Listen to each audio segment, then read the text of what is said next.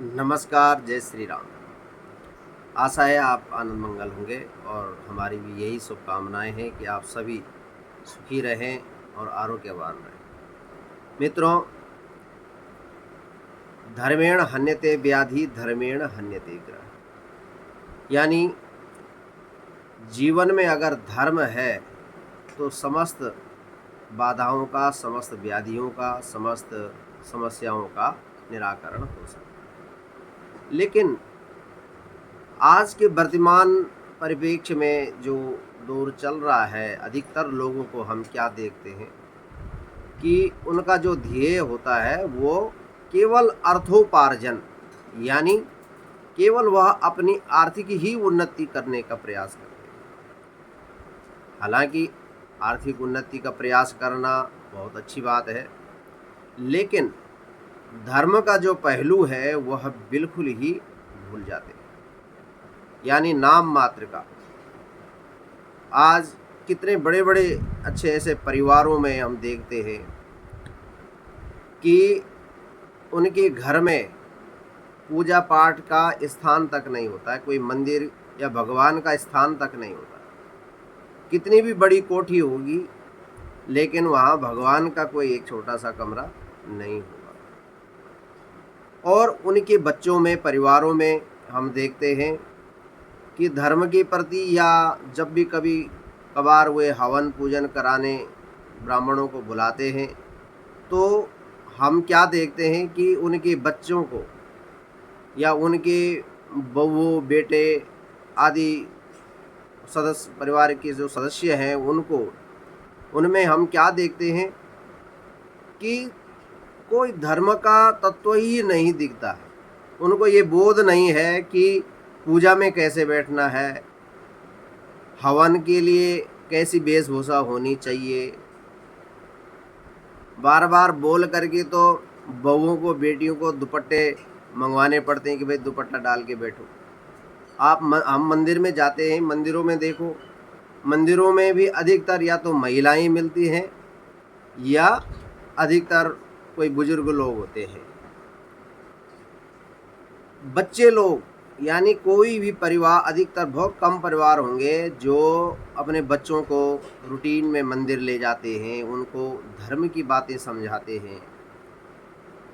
तो ये सब जो है बड़ी विडंबना है, दुखद है कि हमारे जीवन से, जो हमारे लोग हैं वो अपने जीवन से धर्म का जो पहलू है वो भूल चुके हैं।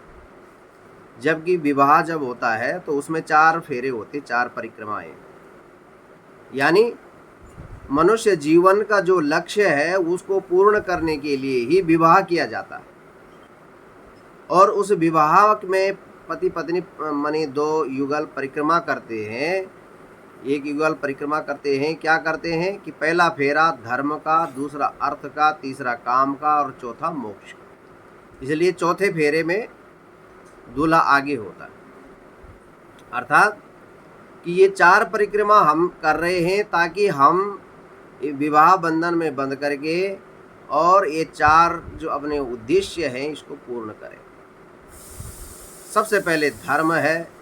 धर्म नहीं, जीवन में नहीं होगा तो अर्थ कैसे होगा?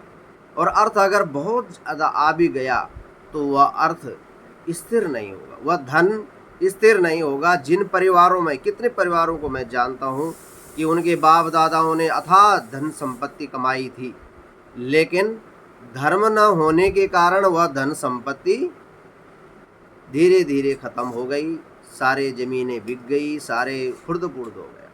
आज वो इस स्थिति में है आ गए कि 100, 200, 500 रुपये खर्च करने के लिए भी उनके पास धन नहीं होता है। तो ये सब क्यों है? धर्म के बिना। और कितने ऐसे परिवारों को हम देखते हैं जो बहुत गरीब हैं, थे, निर्धन थे, लेकिन उन्होंने धर्म को सीखा, जीना और धर्म को अपनाया, तो उस धर्म के कारण उन्होंने अपने जीवन को उन्नति की ओर ले गए। तो ये धर्म है। इसलिए धर्मेण हन्यते व्याधि धर्मेण हन्यते ग्रह। तो धर्म को समझना चाहिए।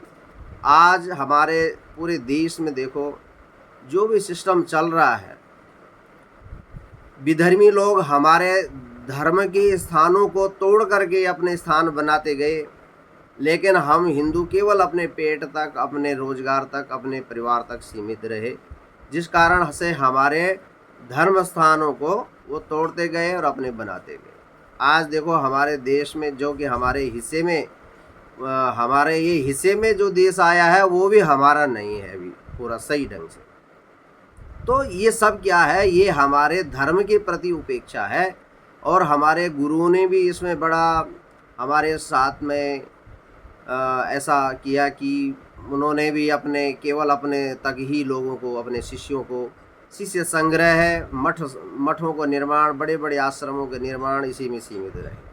तो कहने का भाव ये है मित्रों कि किसी की निंदा नहीं है, मतलब ये है कि हम अपने धर्म को समझें। और मैं जन्म कुंडलियों में देखता हूँ कि जिनके परिवारों में धर्म की बहुत कमी है या वो धर्म का जो ज़्यादा नहीं समझते हैं, उनकी जन्म कुंडलियों में अधिकतर या तो बृहस्पति नीच होगा या सूर्य नीच होगा। तो ये जो ग्रह हैं विशेष करके बृहस्पति धर्म का कारक है। और अधिकतर लोगों को, जिनको भी मैं बृहस्पति नीच देखता हूँ, तो ऐसे लोग अगर कुछ समय ब्राह्मणों या ज्योतिषियों पे अपने काम साधने के लिए आ भी जाते हैं और उनको आदर सम्मान पैसा दे करके, दक्षिणा दे के अपना कुछ काम सिद्ध करवा भी लेते हैं, लेकिन वो धीरे धीरे जैसे काम हो जाते हैं वो धीरे धीरे फिर उन पद्धतियों से मुख मोड़ लेते हैं और फिर अपने मौज में आ जाते हैं, फिर अपने मूल स्वभाव में आ जाते हैं। वो उसके प्रति माने कृतज्ञ नहीं रह पाते, अहोभाव नहीं हो पाता कि हाँ इन पद्धतियों से मुझे लाभ हुआ है तो मैं इन चीज़ों को समझूं, नहीं। तो ये सब क्या है, ये सब हमारे या आपके जो भी ऐसा करते हैं वो जन्म जन्मांतरों तक चलता है। ये नहीं कि आज ही तक ये सीमित रहेगा, ये सब जन्म जन्मांतरों तक चलता है। इसलिए बृहस्पति नीच का होगा, हम धर्म का पालन नहीं करेंगे, धर्म को नहीं समझेंगे, जिस ज्ञान का हम आश्रय ले रहे हैं उस ज्ञान को नहीं समझेंगे, तो क्या होगा, हमारी कुंडलियों में बृहस्पति नीच होगा। बृहस्पति नीच होने के कारण आगे हमारे जो धर्म है वो हमसे रुष्ट हो जाएगा। जी हाँ, धर्म हमको छोड़ देता है। कई लोग सोचते हैं कि इन्होंने धर्म बदल दिया या हम धर्म बदल देंगे, नहीं। मेरा जो चिंतन मनन है वो ये है कि जब धर्म हमसे रुष्ट होता है तो धर्म हमें त्याग देता है। इसलिए कहा गया है कि धर्मो रक्षति रक्षिता। धर्म की अगर हम रक्षा करेंगे, पालन करेंगे, धर्म का हम सही ढंग से सम्मान करेंगे, उसको अपने जीवन में अपनाएंगे, तो वह धर्म हमें पोषित करेगा, हमारी रक्षा करेगा। तो उसी प्रकार से हमें इन चीज़ों को समझना चाहिए। और विशेष करके अपनी जन्म कुंडली में बृहस्पति, क्योंकि आज वीरवार है, तो बृहस्पति देव को अनुकूल बनाए। जिनका बृहस्पति नीच है कुंडली में कहीं भी है, तो उनको धर्म से, ब्राह्मणों से अगर या धर्म के जो भी प्रतिनिधि होते हैं उनसे, साधु संतों से और बुजुर्गों से कुछ ना कुछ जो है नेगेटिविटी या तो मिलती है या उनका भाव उनके प्रति श्रद्धायुक्त तो नहीं रह पाता है। तो ये सब जन्म जन्मांतरों से चला आ रहा है। इसलिए अपने आप इस समय मनुष्य जीवन में हैं, तो आप अभी इन बातों को समझें और उसको ठीक करने की कोशिश करें। ठीक कैसे किया है जाता है कि धर्म को अपनाएं अपने, और बृहस्पति कुल देवता और कुल गुरु और अपने इष्ट देवता, इन सब का भी कारक है। इसलिए अपने कुल देवता के प्रति सजग हो जाएं, उसके लिए जो भी हम कर सकते हैं वो करें। अपने कुल पुरोहित यानी कुल गुरु या कुल पुरोहित, इनके प्रति सजग हो जाएं, उनके लिए जो भी हम कर सके करें, उनका मान सम्मान आदर, उनके ज्ञान का आश्रय लेना, उनके जो है शरण लेना। और इसी प्रकार से आपके जो पंडित हैं, ब्राह्मण हैं, आपके ज्योतिषी हैं, जिनसे जो भी आपके बुजुर्ग लोग हैं, बड़े लोग हैं, जिनसे आप मार्गदर्शन लेते हैं, जिनसे आप परामर्श लेते हैं, जिस ज्ञान लेते हैं, गुरु, ये सब आपके जो है देवगुरु बृहस्पति के अंतर्गत आते हैं। तो इनका सदैव मान सम्मान करें और उनको कुछ न कुछ उपहार दिया करें। और ज्ञान का लाभ तभी मिलता है जब हम कुछ दें। तो बिना देने से, चाहे देने का मतलब ये नहीं कि केवल पैसा ही दे, या धन ही दें, उनको सम्मान भी दें। तो सम्मान है, धन है, हर चीज़ें सभी, तो एक दूसरे के प्रति इस प्रकार से बने रहें। तो अपने बृहस्पति को सही करें, इसी भाव के साथ में अपने अंदर, अपनी आत्मा में अपने धर्म को जगाएं, अपने धर्म के प्रति सतर्क हो जाएं और धर्म का पालन करें। आपके आसपास जो भी मंदिर हैं, उन मंदिरों के प्रति सजग हो जाएं, उनका निर्माण में, उनके सौंदर्यीकरण में, उनके किसी भी तरीके से जो भी हमसे हो सकता है उसका सही ढंग से पालन करने में। तो इन सब चीज़ों से आपका बृहस्पति अच्छा होगा, और बृहस्पति देव अच्छे होंगे तो आपके वंश वृद्धि, आपकी जो आगे जो आपके कुल में जो धर्म की जो एक कृपा होती है, वो बहुत अच्छे ढंग से आप उस परिवार कुल में मिलने लगेगी, जिससे कि आपकी उन्नति।